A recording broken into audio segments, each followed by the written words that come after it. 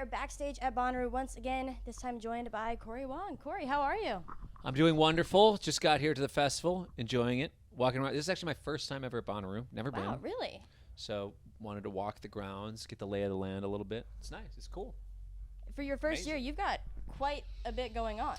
I know. It is a busy weekend, which is very fun. Tonight, Wolfpack set. Yep, 12:45 a.m., a little late night action. Yes, and then tomorrow I'm doing a Cory Wong set, and then I'm hosting the Superjam, which is going to be very fun. Do you usually do 3 sets in one weekend? No, but I like doing 3 sets in one weekend. It is very fun for me. It can be grueling, but I know how to pace myself, and I know how to harness the energy when I need it. Good. It is all about pacing yourself. Yes. I feel like a lot of just festival goers in general could use that lesson. You're absolutely right. I have seen that. Yeah. It helps that I'm not partaking in many of the extracurriculars that some folks are doing that prevent them from being able to pace themselves. But well, you heard it here. Pace take care of yourself. All right. That's the advice. Pace yourself. Have fun, but take care of yourself. Yeah. And you are very big on collaboration. You've got your 4th album coming out very soon. It's going to be August 18th. And you've said it is all about the spirit of collaboration. Yeah. You've got many collaborations on it, including Dodie and Lewis Cole. Are there any others you can tell us about? Anything in particular you're excited about, or any that aren't on it but that you wish were? Yeah. I mean, the thing about collaboration is I have a lot of friends. Inherently, what I do is open to collaboration and kind of lends itself well to collaboration. I'm mostly known as a rhythm guitar player. I play a lot of lead guitar, but I'm a rhythm section guy. That's what I live for. And as a producer, I produce songs, and I feel like my role on the guitar, I don't need to be out in the front all the time. A lot of times it's more fun for me to build, to have the main subject of a painting be that, like a Dodie or a Lewis Cole or Ben Rector or Alan Stone or whatever, and for me to build the landscape around the main thing. I kind of picture it that way. The painter will paint the background and then have the focal thing. But I inherently love building all of the landscape and all the other stuff around it, and producing and writing that way. So a lot of my friends that are artists, I mean, I'll meet friends or hang with other artists here at festivals. It's like, oh, we should do something sometime. People say that all the time. Yeah. And then it's just, and because also it just helps enhance what I do. And then also for a lot of artists, there's certain things that they would write or record that would be really fun for them, but it might not fit on their album. Or it's like, like there's certain tracks that I did, like the song I did with Dodie.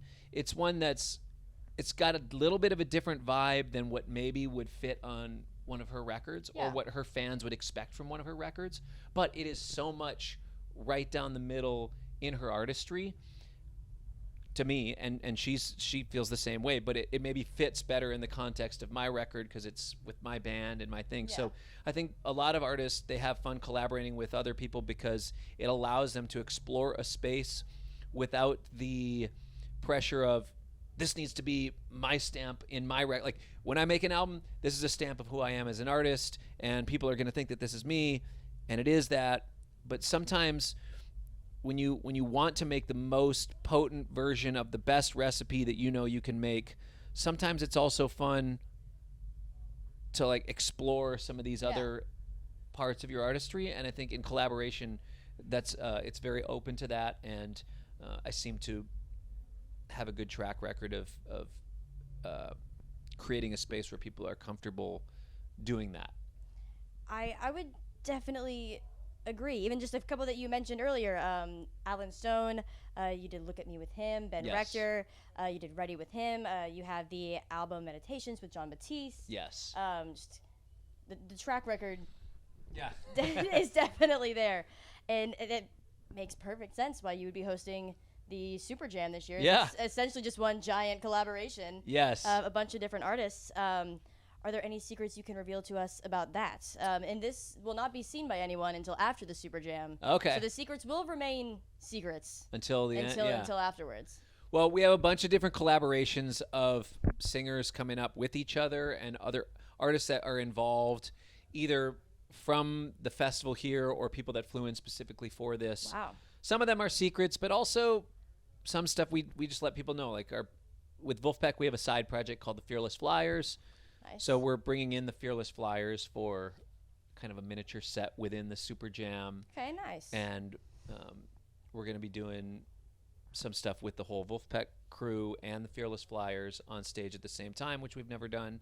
And there's a couple artists that I'm not sure actually are going to be here. I don't want to ruin, like, if it doesn't happen, I don't want to say it and then be like, hey, that didn't happen. Enough. What was that? But yeah, there's just some really interesting arrangements. So I have my full band, my full 5-piece rhythm section, 5-piece horn section. We made specific arrangements for every one of these songs that are for this first time debuting all these arrangements, and this ensemble doing all these arrangements. So it's a really fun thing to put in this much work and to do it with the kind of musicians that really have a respect for the craft and a dedication to excellence in music. And that's a big theme with all of this. You know, we had rehearsal with Remy Wolf today, and she came in and absolutely murdered it. Like, absolutely insane. And I think the thing we were talking in the van about this. It's like, of course she's amazing. I'm such a fan of her work. I listen to her music all the time. I mean that. Yeah, she's and incredible. A lot of what people know her as is it's pop. It's got all this weird psychedelic cool stuff in it, very interesting production, but a lot of it is very produced. I think a lot of people know her music, like the versions of her music that are very produced.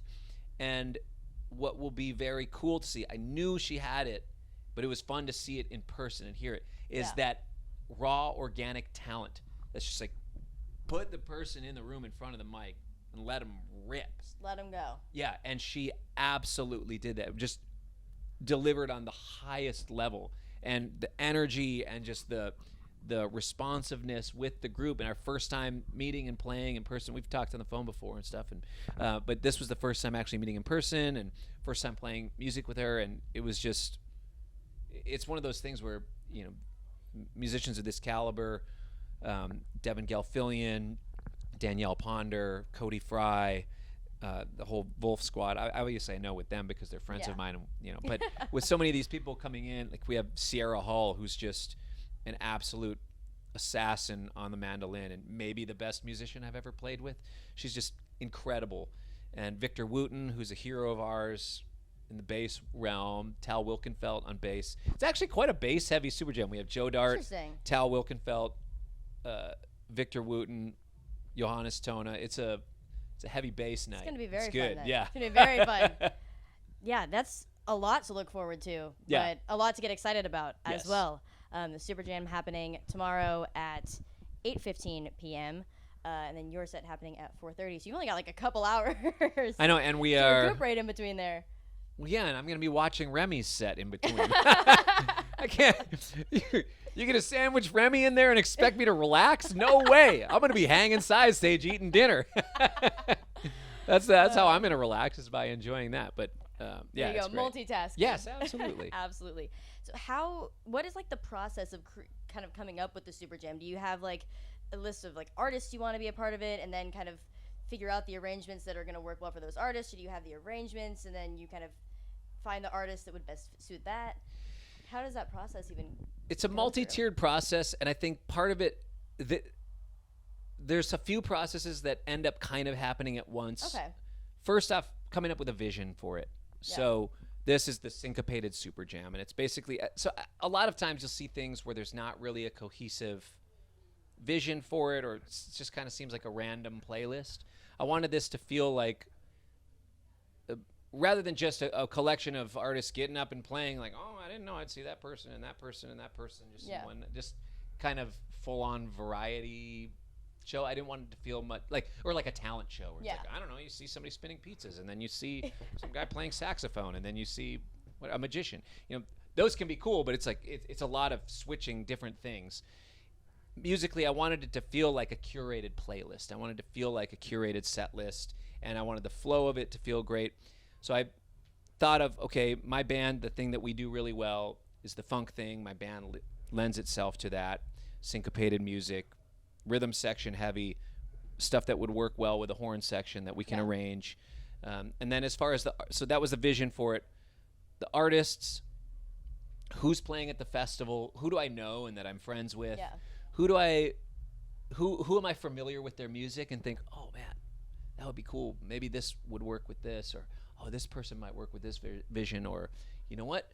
I know that this person is super talented and they would fit with this, but it might not be something that people expect. That sort of thing. And then also just, okay, beyond the festival, what would be really interesting to bring in? Like we're bringing in the band Hanson. And, you know, so many of us know Hanson from our childhood. Yeah. And, you know, it's like they grew up with us too, you know, and they have a lot more to offer than what many people know them from their first record. And Taylor and I have become friends over the last year, and I invited them to come out and hang. And, you know, I think it's a surprise. It'll be surprising for people to see them do different stuff and in the context of this band.